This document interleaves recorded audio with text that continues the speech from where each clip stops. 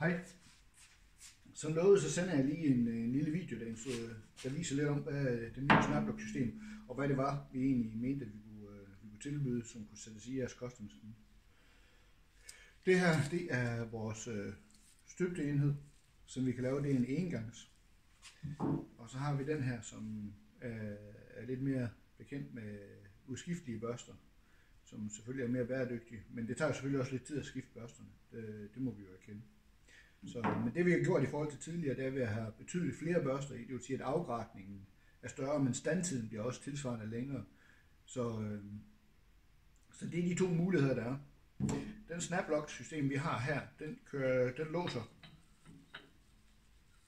både højre og venstre. Så det er sådan set ligegyldigt, hvordan det er, man kan ikke sætte den forkert i, for den låser uanset hvad vej den roterer. Og det gør sig gældende i begge systemer. Uanset om man vælger den ene eller den anden system. Så det er sådan set lidt det er, og lidt sådan det ser ud.